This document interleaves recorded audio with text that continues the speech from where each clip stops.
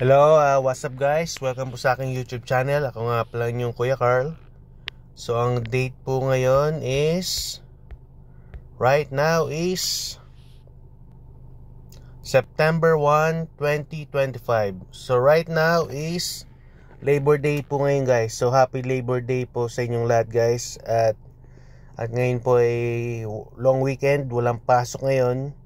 So ako ngayon ay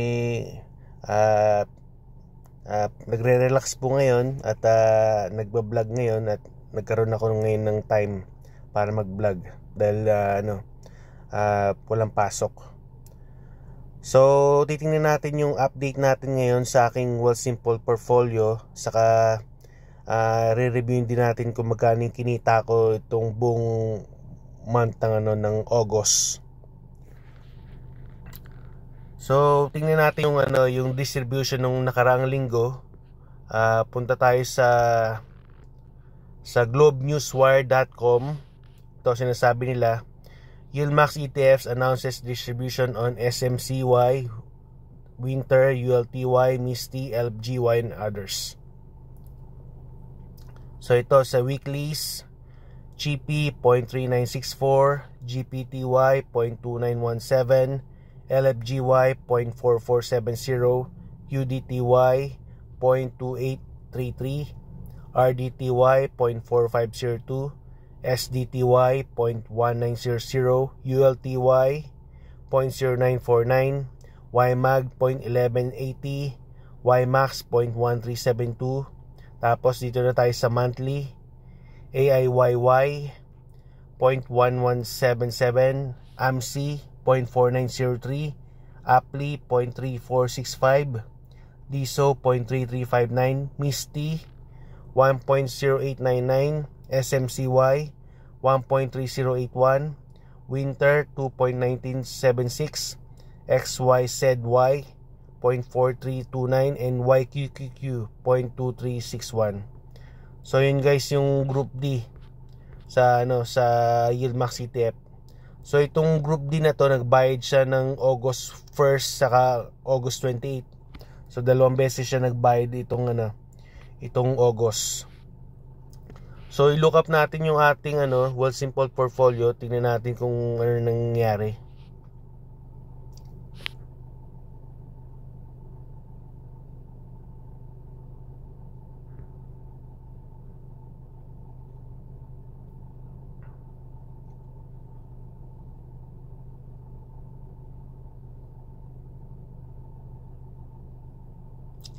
So right now guys, ito ang aking latest update sa aking portfolio as of now. 31,073.91. So napansin nyo guys, ang pag-invest talaga is yung value ng inyong stocks is either gonna go up and down. So ngayon bumababa yung aking portfolio ngayon. Yun ang nangyayari, yung value niya. So sinasabi dito, Canadian and US markets are closed September 1st and reopen on September 2nd. US overnight trading resumes September 1 at 8 p.m. So yun guys ang nangyari. So tingnan natin ngayon dito sa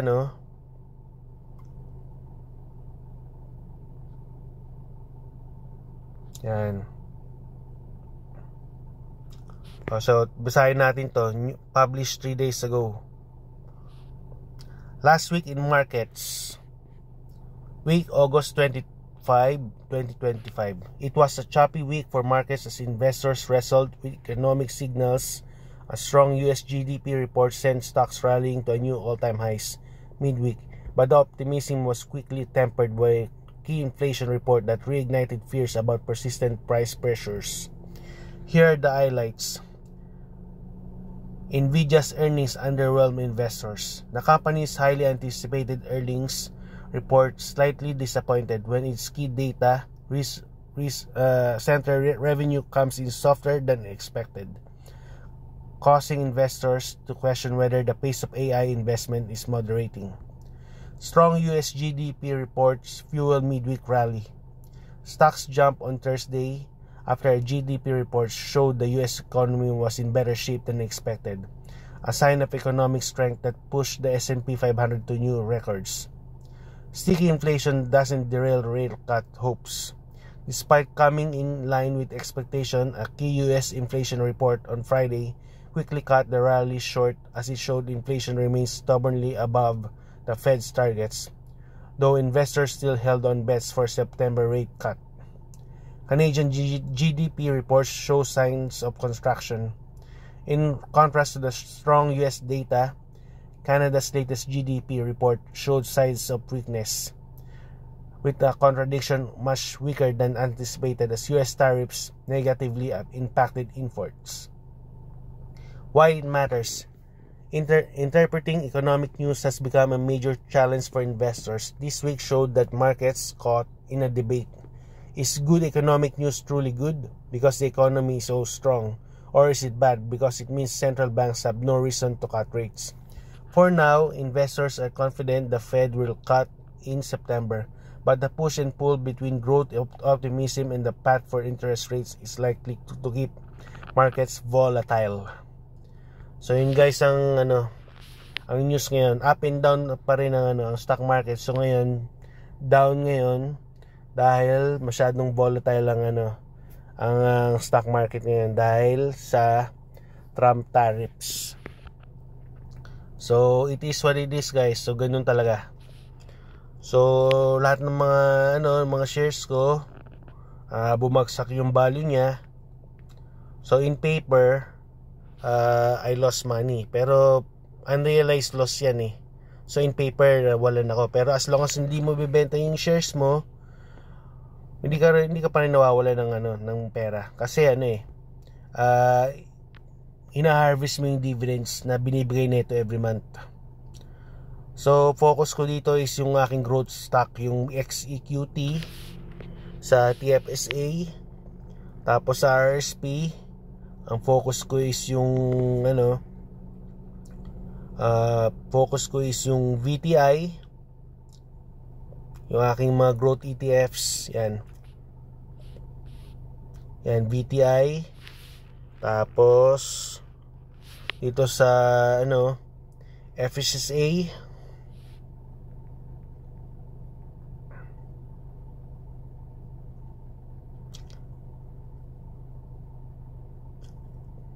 sa FSSA, malaki ng VFB ko yan, 811 na.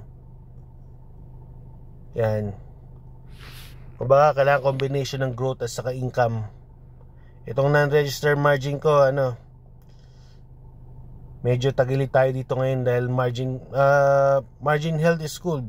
Pero malapit na ako mag-margin call dito. Nagbenta pala ako ng 5 shares sa Misty para mawala yung aking margin call. Pero nagko-contribute din ako dito sa growth stock ko, XEQT. So yun guys, review naman natin yung kinita natin nitong itong month of August, kung anong nangyari. Punta tayo dito sa aking notes.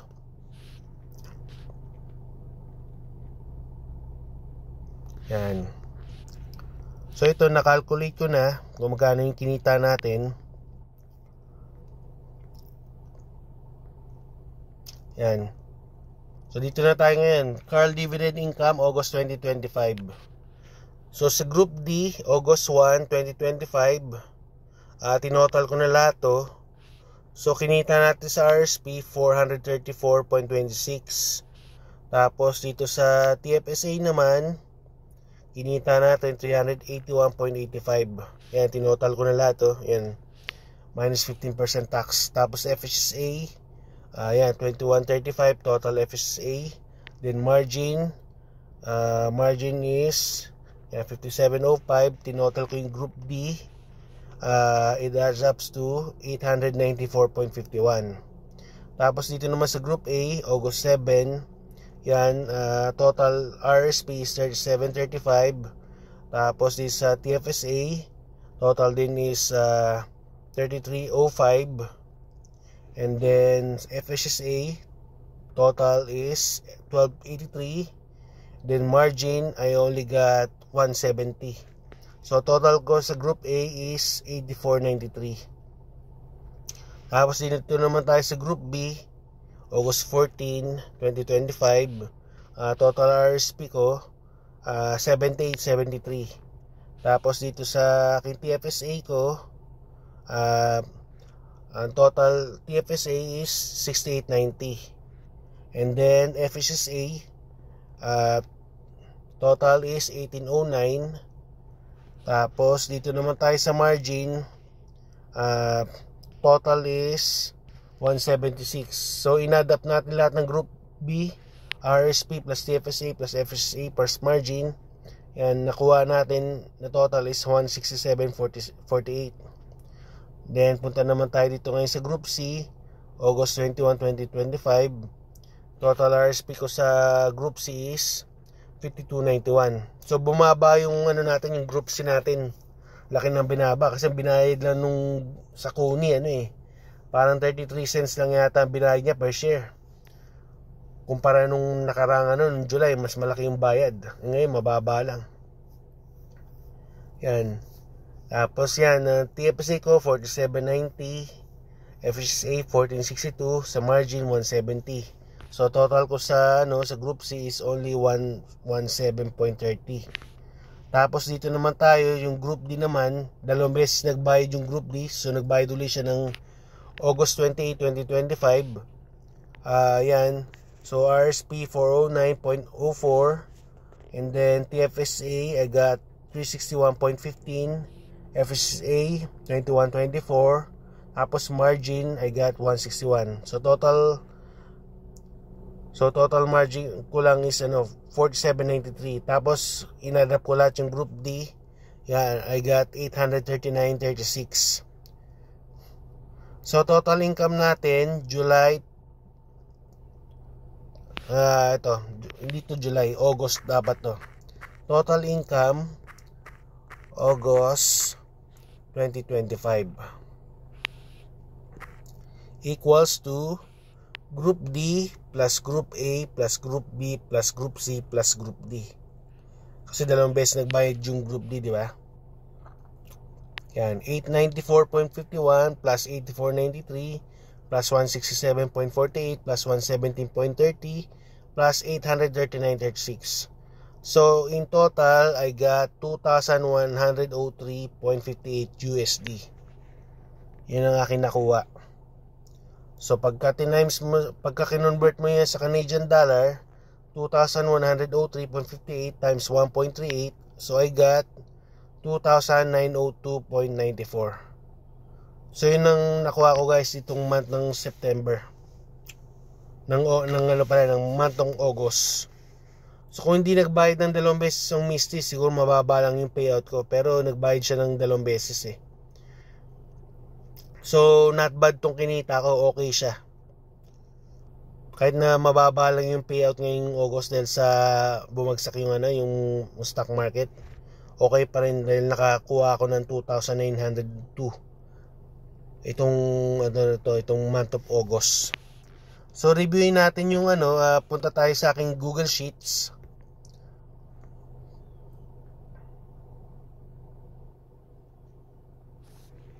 Yan. Yan, ito na yung tinatrack ko na ngayon to. Yan, nilagay ko na ngayon August 2025. I got 2,902.94.